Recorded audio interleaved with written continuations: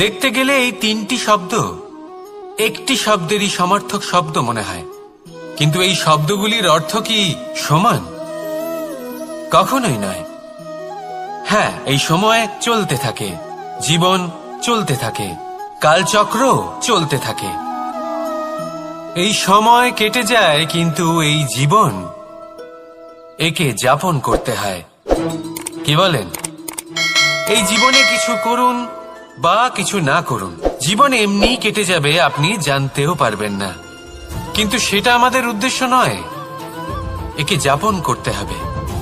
এই জীবনে প্রেরণা পেতে শিখুন, প্রেরণা দিতে শিখুন, আহ্বান গ্রহণ করতে শিখুন, আহ্বান জানাতে শিখুন, মহান কাজ করতে শিখুন, ধন্যাত্মক বোধ জাগিয়ে তুলুন।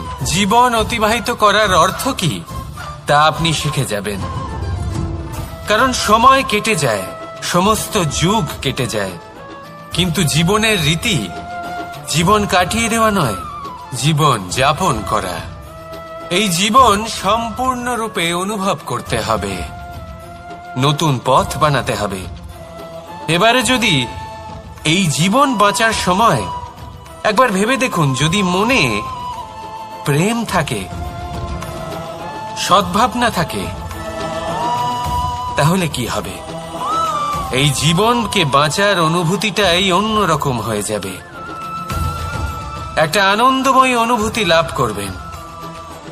তাহলে এটাই করুন, আর আমার সাথে ভালোবেসে বলুন, রাধা রাধা।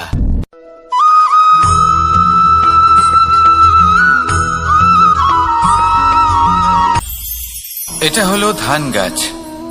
এর থেকে যে চাল উৎপন্ন হয় তা মানুষ গ্রহণ করেন। আর এটা কি? এ হলো জংলি ঘাস। একবার ভেবে দেখুন, যদি এই জংলি ঘাস ধান গাছের আশেপাশে থাকে তাহলে কি হবে? ধান উৎপন্ন হতে পারবে? তা উৎকৃষ্ট হতে পারবে? আমরা কি তা গ্রহণ করতে পারবো? কখনোই নয়। এই জংলি ঘাস ধানকে নষ্ট করে দেবে, কিন্তু নিজে জীবিত থাকবে। এটাই হলো আজকের শিক্ষা। এই সংসারে যদি আপনি নীতির পথে চলতে চান, উচিত কর্ম করতে চান, সংসারকে সেবা করতে চান, তাহলে জংলি ঘাসের মতো ব্যক্তিদের থেকে সবসময় দূরে থাকতে হবে। সেই ব্যক্তি যারা দুর্নীতি এবং মিথ্যা দ্বারা পরিপূর্ণ, যাদের ব্যবহার অশুভ, যাদের অনেক অশুভ গুণ রয়েছে, তারা সঠিক নয়। সেই সকল ব্যক্তি যাদের চরিত্র অত্যন্ত দুষ্ট হয়, তারা হয় শুভ চরিত্রের ব্যক্তিকে একদম নষ্ট করে দেয়, নয় নিজের মতো বানিয়ে তোলে। তাই যদি আপনি নীতির পথে চলতে চান, এই সংসারের জন্য শুভ কর্ম করতে চান, তাহলে সেই সঙ্গ লাভ করুন যে সঙ্গ জ্ঞানে পরিপূর্ণ, যাদের মধ্যে অনেক গুণ আছে, যাদের থেকে প্রতিদিন কিছু শিখতে পারবেন। এমন ব্যক্তির সাথে জীবন অতিবাহিত করুন, দুরাচারীদের থেকে দূরে থাকুন। তবেই এই মন প্রসন্ন হয়ে বলবে, রাধা রাধা।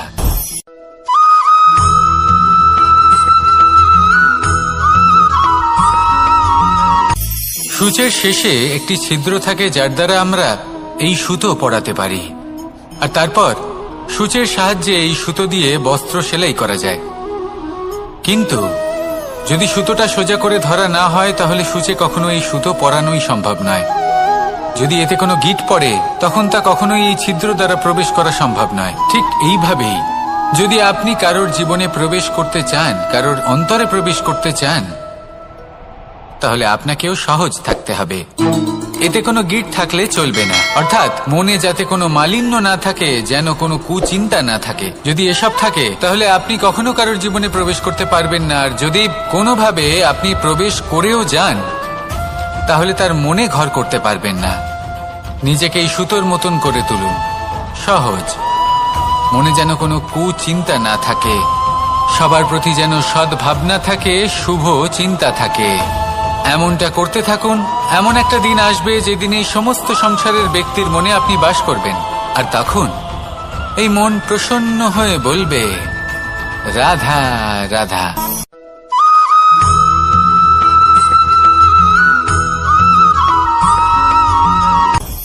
আপনি কখনো পর্বতের শিখরে উঠেছেন? আপনি দেখতে পাবেন পর্বতের পদতলে প্রচুর সুন্দর ফুল রয়েছে, সবুজ বনানী রয়েছে। যত আপনি ওপরে উঠতে থাকবেন তত ফুল কমতে থাকবে, সবুজ বনানী কমতে থাকবে। আরো কিছুটা ওপরে উঠলে কাঁটা জাতীয় গাছ দেখতে পাবেন, শুকনো গাছ দেখতে পাবেন। আরো যদি ওপরে ওঠেন তাহলে পাষাণ দেখতে পাবেন। আরো ওপরে উঠলে হিমখণ্ড দেখতে পাবেন। এই যে পর্বত, তা মনুষ্য জীবনের সব থেকে উত্তম উদাহরণ। মানুষ যখন সাফল্যের শিখরে পৌঁছতে চান, মহানুভবতার শিখরে পৌঁছতে চান, পথে যত আস্তে আস্তে উপরে উঠতে থাকেন ততই ভৌতিক বস্তু তার থেকে বিচ্ছিন্ন হতে থাকে। যদি তিনি সেই ভৌতিক বস্তুগুলি ত্যাগ না করতে পারেন তাহলে কখনোই সেই স্থানে পৌঁছতে পারবেন না।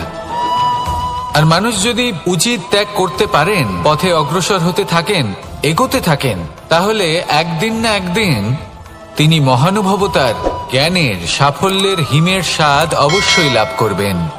মনে রাখবেন, মানব জীবনে ত্যাগ হলো অত্যন্ত গুরুত্বপূর্ণ অংশ। আসুন আমার সাথে ভালোবেসে বলুন, রাধা রাধা।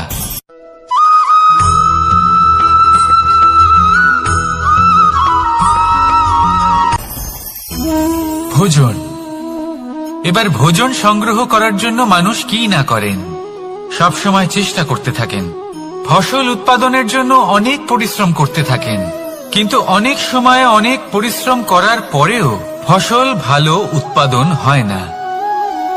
এর কারণ কি? কারণ হলো এটাই যে আপনি পরিশ্রম হয়তো অনেক করেছেন, কিন্তু আপনার নজর তো সেই বীজের দিকে ছিলই না যা আপনি রোপণ করেছেন। সেই জন্য সব সময় কোনো বীজ রোপণ করার আগে তাকে পরখ করে দেখুন, তা অত্যন্ত আবশ্যক। আর সেইভাবেই যখনই কোনো কর্মের প্রশ্ন আসে, তাহলে সেখানে শুধুমাত্র পরিশ্রম যথেষ্ট নয়। সেই কাজের প্রতি আপনার কর্তব্য কি, আপনার উদ্দেশ্য কি, সেটা জানা হলো অত্যন্ত গুরুত্বপূর্ণ। তাই কর্ম করুন, কিন্তু সেই কর্মের প্রতি আপনার যা উদ্দেশ্য তার মাহাত্ম্য বুঝতে চেষ্টা করুন। তাহলে আসুন আমার সাথে ভালোবেসে বলুন, রাধা রাধা।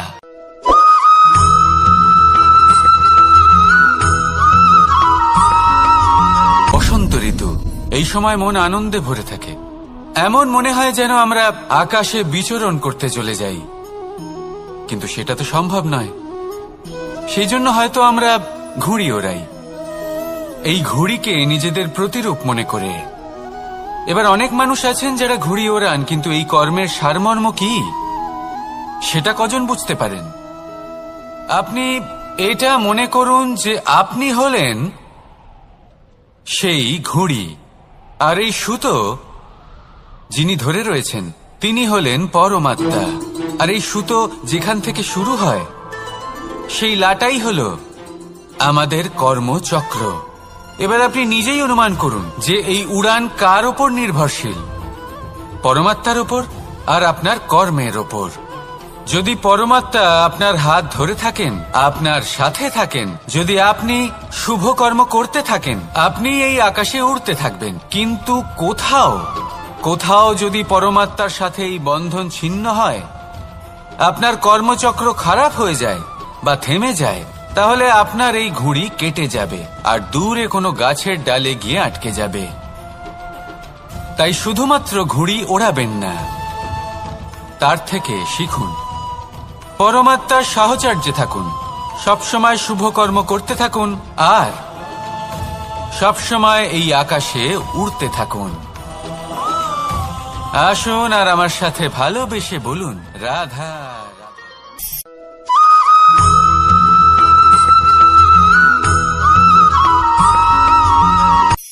এই সংসারে সাফল্য লাভ করার জন্য জ্ঞানের প্রয়োজন হয়, পরিশ্রমের প্রয়োজন হয়, দৃঢ় নিষ্ঠার প্রয়োজন হয়, নিরন্তর চেষ্টা করা প্রয়োজনীয়।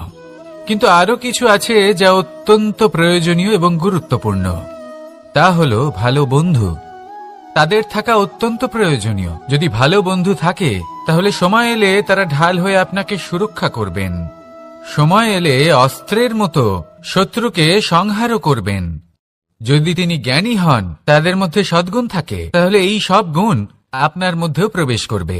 তাহলে সাফল্যের জন্য ভালো বন্ধু পাওয়া অত্যন্ত প্রয়োজনীয়। কিন্তু শুধু বন্ধু কেন, ভালো শত্রুও থাকা প্রয়োজনীয়। এবার আপনি ভাববেন, এ আমি কি বললাম? যদি আপনার জীবনেও ভালো অর্থাৎ শক্তিশালী শত্রু থাকে, তাহলে আপনিও শক্তিশালী হতে থাকবেন। এই শত্রু আপনাকে প্রেরিত করবে আরো বেশি শক্তিশালী হয়ে ওঠার। কখনো কোনো হরিণকে দেখুন, তীব্র গতিতে দৌড়তে থাকে। কেন তীব্র গতিতে দৌড়য়? এই কারণে নয় যে কোথাও তার জন্য মধুর ঘাস অপেক্ষা করে রয়েছে, না। সে এই কারণে তীব্র গতিতে দৌড়য় কারণ সেটা না করলে তার পেছনে একটি সিংহ আছে যে ওকে নিজের ভোজন করে ফেলবে। তাই জীবনে বিপদ, সংকট এই সবকিছুও হলো অত্যন্ত গুরুত্বপূর্ণ।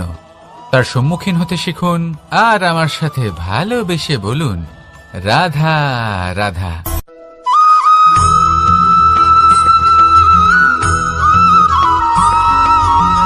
ভালো, শুধু ওনাদের কঠোর ব্যবহার দেখলে আমরা একটু ভয় পেয়ে যাই। এবার ওনাদের এই কঠোর ব্যবহার আমাদের ভালো না লাগলেও অত্যন্ত আবশ্যক, কারণ মাতার থেকে আমরা যে শক্তি লাভ করি তা যেন নিয়ন্ত্রণ হারিয়ে বিধ্বংসী না হয়ে ওঠে। আমরা যেন কোনো কুপথে না চলে যাই, আমরা কখনো যেন দোষ না করে ফেলি। শুধু সেই জন্য পিতা এবং গুরু একটু কঠোর হয়ে ওঠেন, এবং ওনাদের এই কঠোর আচরণ ভবিষ্যতে গিয়ে আমরা অবশ্যই বুঝতে পারি। জীবনে কিছু বছর আমরা এগিয়ে যাই আর তারপর আমরা বুঝতে পারি যে বাবা এবং গুরু আমাদের যথেষ্ট ভালোবাসতেন, কিন্তু ওনাদের ভালোবাসার বহিঃপ্রকাশ আলাদা। প্রয়োজনীয় হলো এটা দেখার, এটা বোঝার যে শুরু থেকে আমাদের প্রতি ওনাদের আচরণ কেমন ছিল। ওনাদের কঠোর হওয়ার পেছনে ওনাদের ভালোবাসাটা বোঝার চেষ্টা করুন, ওনাদের চিন্তাটা বোঝার চেষ্টা করুন, ওনাদের পথপ্রদর্শনের আড়ালে আপনার ভবিষ্যতের জন্য যে পরিকল্পনা ওনারা করেছেন সেটা বোঝার চেষ্টা করুন। তখন আপনারা বুঝতে পারবেন ওনাদের ভালোবাসাকে। আপনার মনের মধ্যে আপনা থেকেই ওনাদের প্রতি সম্মান জেগে উঠবে। নিজের পিতা এবং নিজের গুরু এই দুজনের প্রতি কৃতজ্ঞতা প্রকাশ করুন আর আমার সাথে ভালোবেসে বলুন, রাধা রাধা।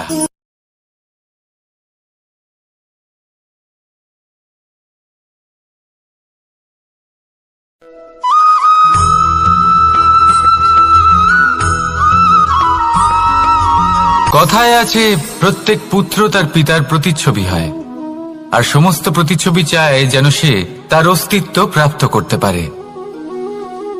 পুত্র চায় সে যেন তার পিতার মতো হয়, বা কখনো কখনো তার থেকেও শ্রেষ্ঠ হয়। সেটা কোনো অনুচিত ব্যাপার নয়।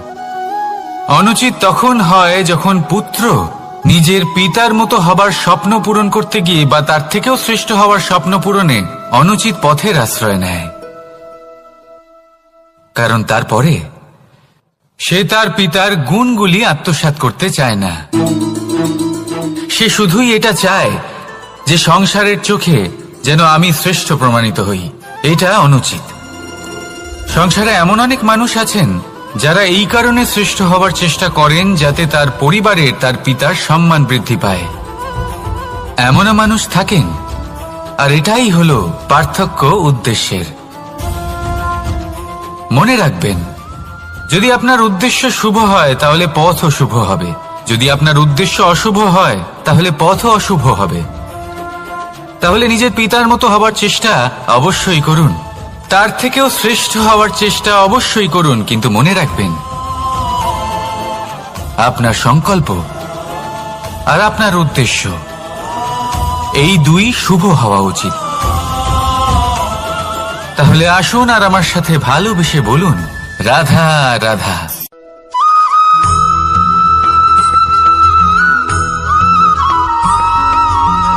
আপনি কখনো কোনো বাজকে নিজের বাসা বানাতে দেখেছেন? এই বাজ যখনই কোনো বাসা বানায় তখন উঁচু গাছের ডালে বা কোনো পর্বতের শিখরে বাসা বানায়, অনেক উচ্চতায়, আর সেখানে তার সন্তানও জন্মগ্রহণ করে। যখন এই সন্তানেরা জন্মায় তখন এই বাজ খুবই ভালোবেসে এবং খুব সাবধানে এদের পালন পোষণ করে। নিজের ঠোঁট দিয়ে তাদের ঠোঁটে খাবার পরিবেশন করে। কিন্তু যেই সেই সন্তানেরা হৃষ্টপুষ্ট হয়ে যায় এবং সেই কথা বাজ নিজে বুঝতে পেরে যায়, সেই বাজ নিজেই সেই বাসা ছিন্ন ভিন্ন করে দেয়। সেই সন্তান যাদের সবেমাত্র ডানা গজিয়েছে, কিভাবে উড়তে হয় তারা জানে না, সেই সন্তানগুলিকে উচ্চতা থেকে ঠেলে দেয়। সেই সন্তান প্রথমে ভয়ভীত হয়ে যায়। তারা সামনে মৃত্যুকে দেখতে পেয়ে ভয়ের কারণে তাদের ডানা ঝাপটাতে থাকে, আর সেই প্রক্রিয়াতেই সেই সন্তানগুলি উড়তে শুরু করে দেয়। এবার এই ঘটনায় আমরা কি শিক্ষা পেতে পারি? এটাই, যদি আপনি মাতা পিতা হন তাহলে নিজের সন্তানকে অবশ্যই স্নেহ করুন, কিন্তু তাদেরকে নিজের আঁচলের তলায় বেঁধে রাখবেন না। যদি আপনি চান আপনার সন্তান জীবনে উন্নতি করুক, তাহলে নিজের মুঠো থেকে তাদের স্বতন্ত্র করে দিন, এই সংসারে সংঘর্ষ করতে দিন। সেই সন্তান নিজেই বুঝতে পারবে যে জন্মের সময় পাওয়া ডানা কি করে ব্যবহার করতে হয়।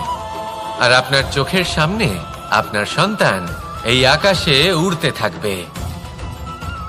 তাহলে আসুন আমার সাথে ভালোবেসে বলুন, রাধা রাধা।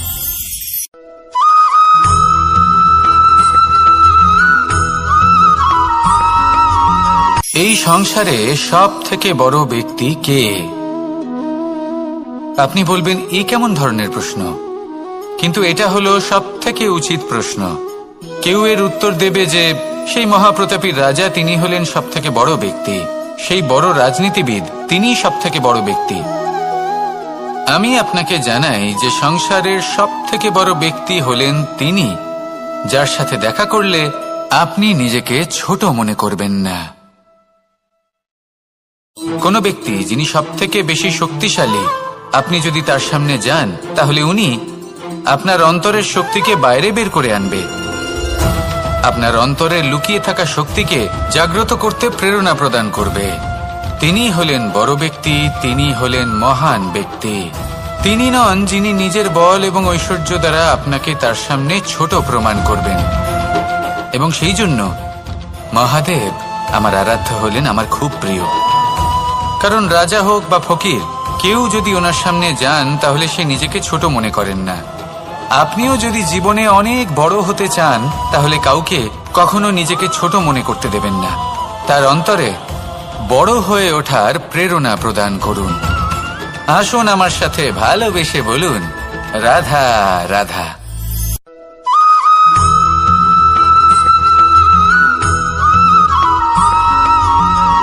পুরুষার্থ। শাস্ত্রে 4 ধরনের পুরুষার্থের কথা বলা হয়েছে। প্রথম হলো ধর্ম। আপনি কি জানেন এই ধর্ম আসলে কি? আপনার কি মনে হয় ধর্ম আসলে কি? কোনো বিশেষ ঈশ্বরকে মানাই কি ধর্ম বলা হয়?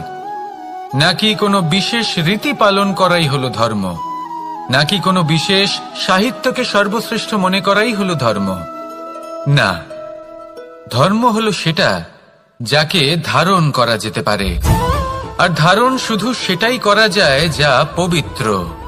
পবিত্র শুধু তাকেই বলা হয় যা নিঃস্বার্থ, যার মধ্যে শাসন করার কোনো ইচ্ছে নেই, যা সরলভাবেই প্রবাহমান, জল এবং বায়ুর মতো। যখন কোনো ব্যক্তি ধর্মকে ধারণ করেন এবং সেই ধর্ম সেই ব্যক্তিকে রক্ষা করে, তখন তাকে ধর্ম বলা হয়। ধর্ম যা রক্ষা করে অহংকার থেকে, খারাপ চিন্তার হাত থেকে। সেই জন্য পুরুষার্থ গড়ে তোলার আগে, ধর্ম পালন করার আগে ধর্মের প্রকৃত অর্থ কি সেটা বুঝে নিন। এটা জেনে রাখুন যে সমস্ত ধর্মের আধার, সমস্ত ধর্মের ভিত শুধুমাত্র ভালোবাসা। আসুন আর এই ভালোবাসার সাথেই বলুন, রাধা রাধা।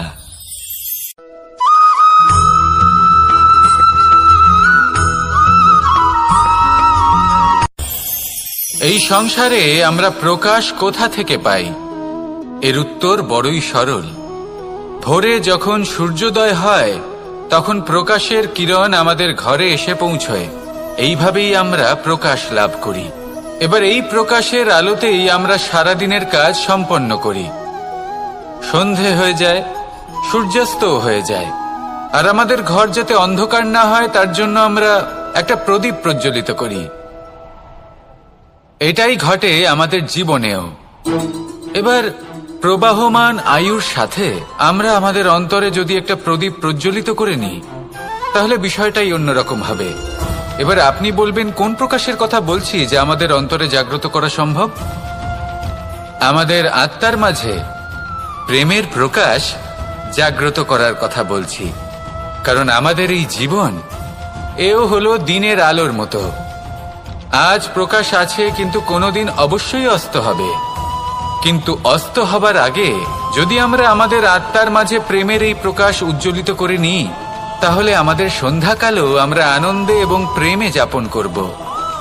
তাহলে আসুন আর আমার সাথে ভালোবেসে বলুন, রাধা রাধা।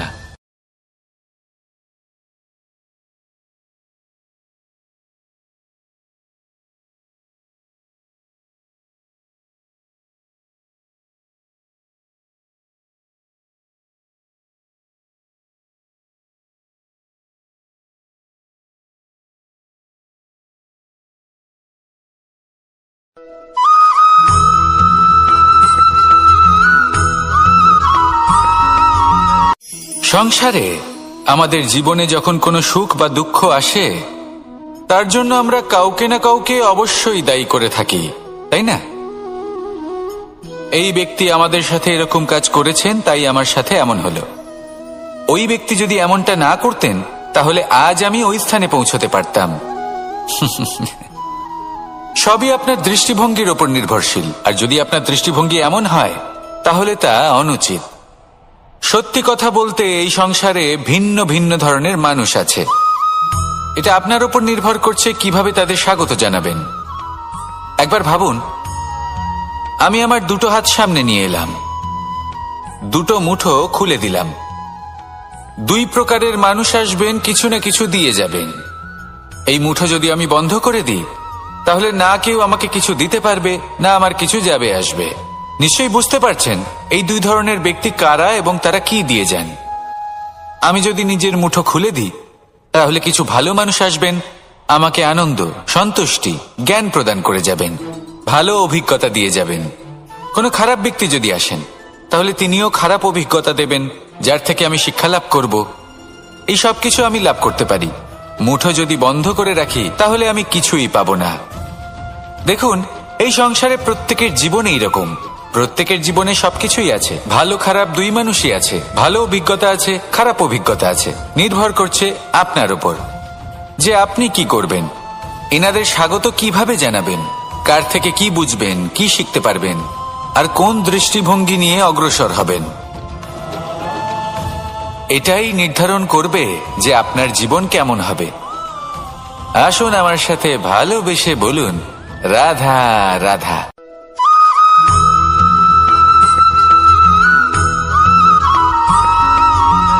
ভালো, শুধু ওনাদের কঠোর ব্যবহার দেখলে আমরা একটু ভয় পেয়ে যাই। এবার ওনাদের এই কঠোর ব্যবহার আমাদের ভালো না লাগলেও অত্যন্ত আবশ্যক। কারণ মাতার থেকে আমরা যে শক্তি লাভ করি, তা যেন নিয়ন্ত্রণ হারিয়ে বিধ্বংসী না হয়ে ওঠে। আমরা যেন কোনো কুপথে না চলে যাই। আমরা কখনো যেন দোষ না করে ফেলি। শুধু সেই জন্য পিতা এবং গুরু একটু কঠোর হয়ে ওঠেন, এবং ওনাদের এই কঠোর আচরণ ভবিষ্যতে গিয়ে আমরা অবশ্যই বুঝতে পারি। জীবনে কিছু বছর আমরা এগিয়ে যাই, আর তারপর আমরা বুঝতে পারি যে বাবা এবং গুরু আমাদের যথেষ্ট ভালোবাসতেন, কিন্তু ওনাদের ভালোবাসার বহিঃপ্রকাশ আলাদা। প্রয়োজনীয় হলো এটা দেখার, এটা বোঝার যে শুরু থেকে আমাদের প্রতি ওনাদের আচরণ কেমন ছিল। ওনাদের কঠোর হওয়ার পেছনে ওনাদের ভালোবাসাটা বোঝার চেষ্টা করুন, ওনাদের চিন্তাটা বোঝার চেষ্টা করুন। ওনাদের পথপ্রদর্শনের আড়ালে আপনার ভবিষ্যতের জন্য যে পরিকল্পনা ওনারা করেছেন, সেটা বোঝার চেষ্টা করুন। তখন আপনারা বুঝতে পারবেন ওনাদের ভালোবাসাকে। আপনার মনের মধ্যে আপনা থেকেই ওনাদের প্রতি সম্মান জেগে উঠবে। নিজের পিতা এবং নিজের গুরু, এই দুজনের প্রতি কৃতজ্ঞতা প্রকাশ করুন আর আমার সাথে ভালোবেসে বলুন, রাধা রাধা।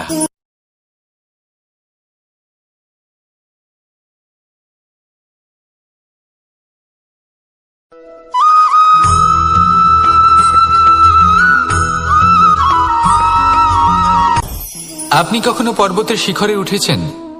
আপনি দেখতে পাবেন পর্বতের পদতলে প্রচুর সুন্দর ফুল রয়েছে, সবুজ বনানী রয়েছে। যত আপনি ওপরে উঠতে থাকবেন তত ফুল কমতে থাকবে, সবুজ বনানী কমতে থাকবে। আরো কিছুটা ওপরে উঠলে কাঁটা জাতীয় গাছ দেখতে পাবেন, শুকনো গাছ দেখতে পাবেন। আরো যদি ওপরে ওঠেন তাহলে পাষাণ দেখতে পাবেন। আরো উপরে উঠলে হিমখণ্ড দেখতে পাবেন। এই যে পর্বত, তা মনুষ্য জীবনের সবথেকে উত্তম উদাহরণ। মানুষ যখন সাফল্যের শিখরে পৌঁছতে চান, মহানুভবতার শিখরে পৌঁছতে চান, পথে যত আস্তে আস্তে উপরে উঠতে থাকেন ততই ভৌতিক বস্তু তার থেকে বিচ্ছিন্ন হতে থাকে। যদি তিনি সেই ভৌতিক বস্তুগুলি ত্যাগ না করতে পারেন তাহলে কখনোই সেই স্থানে পৌঁছতে পারবেন না। আর মানুষ যদি উচিত ত্যাগ করতে পারেন, পথে অগ্রসর হতে থাকেন, এগোতে থাকেন, তাহলে একদিন না একদিন তিনি মহানুভবতার, জ্ঞানের, সাফল্যের হিমের স্বাদ অবশ্যই লাভ করবেন। মনে রাখবেন, মানব জীবনের ত্যাগ হলো অত্যন্ত গুরুত্বপূর্ণ অংশ। আসুন আমার সাথে ভালোবেসে বলুন, রাধা রাধা।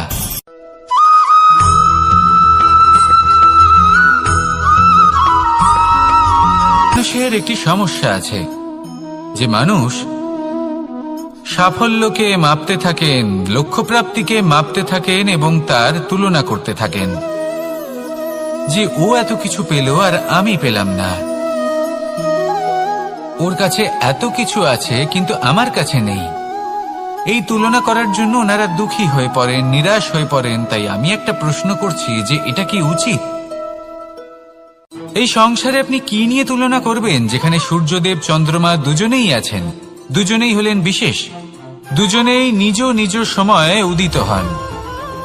এদের মধ্যে একজন না থাকলে তাহলে আমাদের জীবন কঠিন হয়ে পড়বে। ঠিক সেইভাবেই আপনি যদি একটা বড় রেখা অঙ্কন করেন তাহলে অন্য রেখাটি ছোট হয়ে পড়ে না, সে তেমনই থাকে যেমনটা সে ছিল। আপনার অস্তিত্ব কখনো ছোট বা বড় হতে পারে না। শুধু তুলনা করার জন্য আপনার এটা মনে হতে পারে। যদি আপনি যুদ্ধ করতে চান, আপনার তলোয়ারের প্রয়োজন পড়বে। যদি বস্ত্র তৈরি করতে চান, এত বড় তলোয়ার দিয়ে কিছুই হবে না, তখন প্রয়োজন পড়বে একটা ছোট্ট সূচের। তাই তুলনা করবেন না, না নিজেকে ছোট মনে করবেন, না অন্য কাউকে। সবার সাথে সহযোগিতা করুন, আর যদি তুলনা করতেই হয় নিজের সাথে করুন, যে কাল আমি কেমন ব্যক্তি ছিলাম, আজ কি তার থেকে শ্রেষ্ঠ হয়ে উঠতে পেরেছি। ভেবে দেখুন ভবিষ্যতে গিয়ে আপনি কতটা শ্রেষ্ঠ ব্যক্তি হতে পারেন। আসুন আমার সাথে ভালোবেসে বলুন, রাধা রাধা।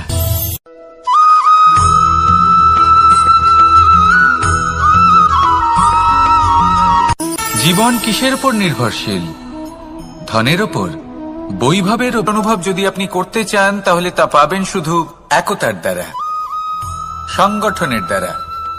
যদি আপনাকে উদাহরণ দিই, নিজের এই হাতটাকে দেখুন, 5টা আঙুল রয়েছে। কোনো একটা বস্তুকে নিজের একটা আঙুল দ্বারা তুলে ধরার চেষ্টা করে দেখুন, বড়ই কষ্ট হবে। তখন আপনি বুঝতে পারবেন যখন এই 5টি আঙুল একত্রিত হয় তখন কোনো কাজ কতটা সহজ হতে পারে। এটাই হলো শক্তি, একতার। সব থেকে ভালো উদাহরণ যদি আপনাকে দিই তাহলে বাঁশি। এই বাঁশি থেকে অত্যন্ত মধুর সুর নির্গত হয় যা সবার মন প্রসন্ন করে দেয়। এই কথা সত্যি, কিন্তু এই বাঁশি আমি একটা বা দুটো আঙুল দিয়ে বাজাতে পারবো না। আমাকে প্রত্যেকটা আঙুল ব্যবহার করতেই হবে, তবেই এর থেকে মধুর সুর নির্গত হবে যা সকলকে প্রসন্ন করবে, ঠিক কিনা? ঠিক এইভাবেই যদি আপনি চান যে আপনার জীবনরূপী বাঁশি থেকেও মধুর সুর নির্গত হোক বা সবার মনকে প্রসন্ন করে তুলুক, তাহলে আপনাকেও জীবনে একতা নিয়ে আসতেই হবে। আপনি একাও কর্ম করতে পারেন, পথ চলতেও পারেন, সামনেও এগোতে পারেন, সাফল্যও লাভ করতে পারেন। কিন্তু যখন সকলে একসাথে এগোবেন, সেই পথে চলবেন, সেই কর্মই করবেন, তখন লক্ষ্যে অবশ্যই পৌঁছবেন, সাফল্য অবশ্যই লাভ করবেন। কিন্তু সেই সাফল্য এবং তার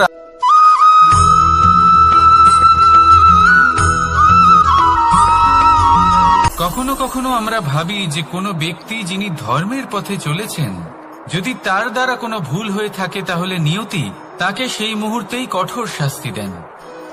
কিন্তু সেই সব মানুষ যারা সংসারের সবথেকে বড় অধর্মী, বহু নিকৃষ্ট মানের কাজ করেন, তাদের নিয়তি অনেক সুযোগ দেন। তাদের নিয়তি এরকম কঠোর প্রহার করেন না। এই ভাবনা কখনো না কখনো মনে আসেই। ভেবে দেখুন কেন? আসলে জীবনকে বেশিরভাগ মানুষ একভাবেই দেখে থাকেন, বিভিন্ন স্তরে একে দেখা উচিত। এবার আপনি বলুন, এই সংসারে কোনো অধর্মী কখনো প্রেরণার উৎস হতে পারেন? কখনোই নয়। যে মানুষ নিজের আত্মাকে মলিন করে ফেলেছেন, তিনি এই সংসারকে কিভাবে প্রেরণা যোগাবেন? উনি নিজেই বুঝতে পারেন না কোনটা করা উচিত, ধর্ম কোনটা। তাই নিয়তি তাকে একটা সুযোগ দেন, এটা বোঝার সুযোগ দেন যে কোনটা উচিত, কোনটা ধর্ম। সুযোগ দেন নিজের বিবেক জাগিয়ে তোলার, তাকে সুযোগ দেন নিজের অন্তরাত্মার ডাক শোনার। যখন তাতেও কাজ হয় না, তখন নিয়তির কাছে একটাই পথ বাকি থাকে, আর তা হল মহাবিনাশ। মহাবিনাশ হয়তো দেরিতেই আসতে পারে, কিন্তু তা অবশ্যই আসবে। আর যখন মহাবিনাশ আসে, তখন মহাবিনাশের যন্ত্রণা সমগ্র মানব জীবনের যন্ত্রণার থেকে অনেক বেশি হয়। এই কথাটা সবসময় মনে রাখবেন। আর অন্যদিকে যে মানুষ ধর্মের পথে চলছেন, তার দ্বারা যদি কোনো ভুল হয়ে থাকে, তখন নিয়তি তার পরীক্ষা নেন। কিছুক্ষণের জন্য মানুষের মনে হতে পারে নিয়তি তাকে কঠোর শাস্তি দিয়েছেন।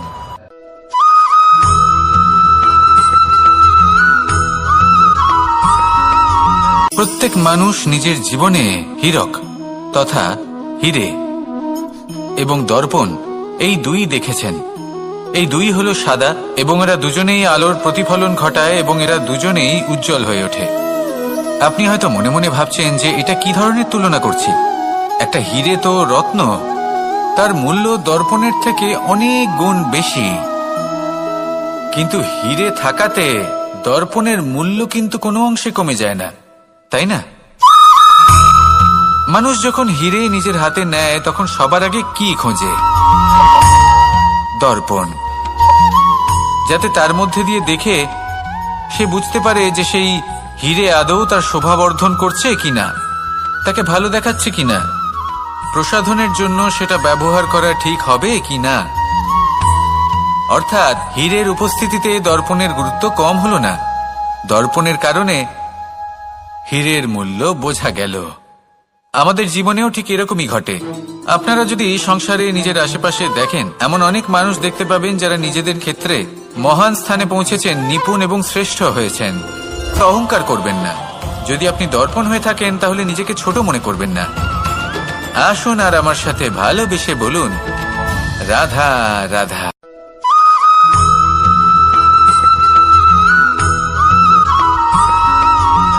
পঞ্চতত্ত্বের মধ্যে দ্বিতীয় তত্ত্ব হল ধরণী, ভূমি, যাকে আমরা ধরণী মাতা বলি। এই ধরণী ধৈর্য ধারণ করে, আর এর ওপরেই আমাদের সমগ্র সংসার নির্ভরশীল। কারণ এই ভূমি সহ্য ক্ষমতা রাখে, এর সহ্য ক্ষমতা হল অপরিসীম। সন্তান যতই আঘাত প্রদান করুক না কেন, প্রেম পূর্বক সহ্য করে, আর তার বদলে অমূল্য রত্ন প্রদান করে। সন্তান যদি হাল চালায়, তাহলে তার বদলে তাকে অন্ন প্রদান করে। এটাই হলো ধরণী। এবার এর থেকে আমরা কি শিক্ষা পেতে পারি? এটাই যে কারোর জন্য কিছু করা বা কাউকে কিছু দেওয়া মনে কোনো কামনা ছাড়াই। আর এই কথাটা বুঝে যান, যদি কারোর জন্য কামনা না রেখে বা কোনো পাওয়ার আশা না রেখে কারোর জন্য কিছু করেন বা কারোকে কিছু দেন, যদি এটা আপনি শিখতে পারেন, তবে আপনি ভালোবাসতে শিখে গেছেন। আর সেই জন্যই এই ধরিত্রীকে মাতা বলা হয়। কারণ মাতা শুধু উনি নন যিনি গর্ভে সন্তানকে ধারণ করেন, মাতা তো উনিও যিনি জীবন বাঁচতে শেখান, যিনি জীবন বাঁচার উদাহরণ প্রদান করেন। তাহলে ধরণীর থেকে এই নিঃস্বার্থ ভাব শিখুন, নিঃস্বার্থ ভালোবাসা শিখুন, আর এই ভালোবাসার সাথেই বলুন, রাধা রাধা।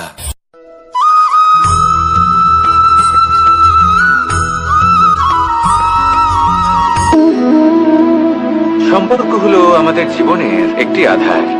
কিছু সম্পর্ক এমন যে আমরা জন্মসূত্রে লাভ করি, যেমন পরিবার, মা, বাবা। কিছু সম্পর্ক আছে যে আমরা জীবনে অর্জন করে থাকি, তা সে প্রেমের হোক, স্নেহের হোক বা বন্ধুত্বের। এই সকল সম্পর্ক লাভ করার বা গড়ে তোলার 5টি ধাপ রয়েছে।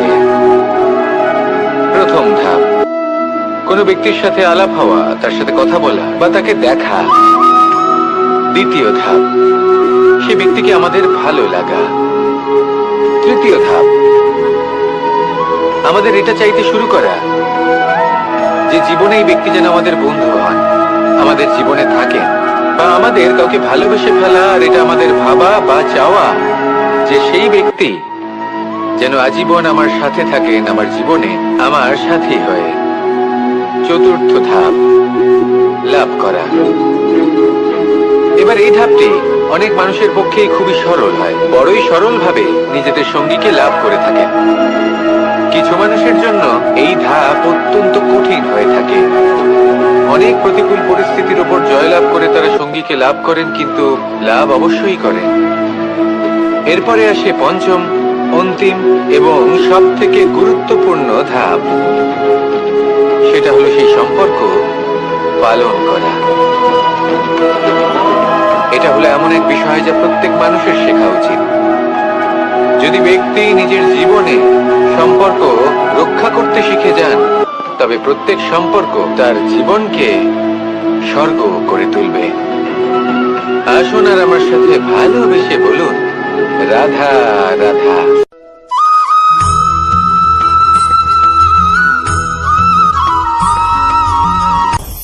আপনি কখনো পর্বতের শিখরে উঠেছেন? আপনি দেখতে পাবেন পর্বতের পদতলে প্রচুর সুন্দর ফুল রয়েছে, সবুজ বনানী রয়েছে। যত আপনি ওপরে উঠতে থাকবেন তত ফুল কমতে থাকবে, সবুজ বনানী কমতে থাকবে। আরো কিছুটা ওপরে উঠলে কাঁটা জাতীয় গাছ দেখতে পাবেন, শুকনো গাছ দেখতে পাবেন। আরো যদি ওপরে ওঠেন তাহলে পাষাণ দেখতে পাবেন। আরো ওপরে উঠলে হিমখণ্ড দেখতে পাবেন। এই যে পর্বত, তা মনুষ্য জীবনের সব থেকে উত্তম উদাহরণ।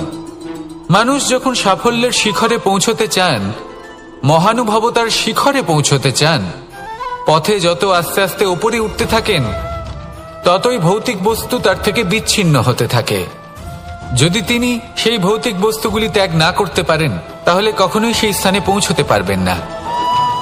আর মানুষ যদি উচিত ত্যাগ করতে পারেন, পথে অগ্রসর হতে থাকেন, এগোতে থাকেন, তাহলে একদিন না একদিন তিনি মহানুভবতার, জ্ঞানের, সাফল্যের হিমের স্বাদ অবশ্যই লাভ করবেন। মনে রাখবেন, মানব জীবনে ত্যাগ হলো অত্যন্ত গুরুত্বপূর্ণ অংশ। আসুন আমার সাথে ভালোবেসে বলুন, রাধা রাধা।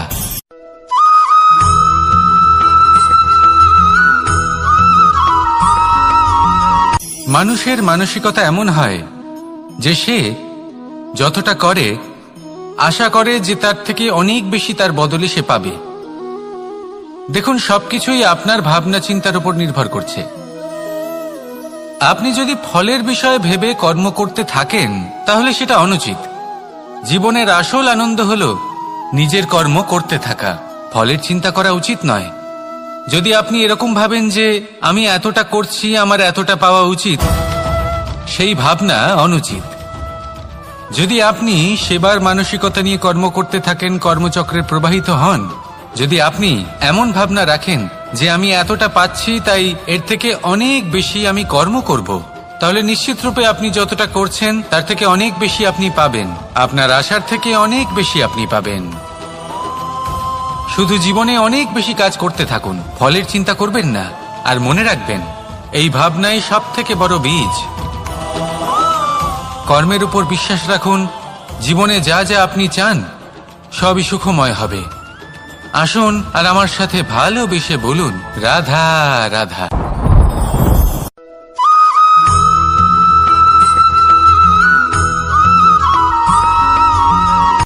সূচের শেষে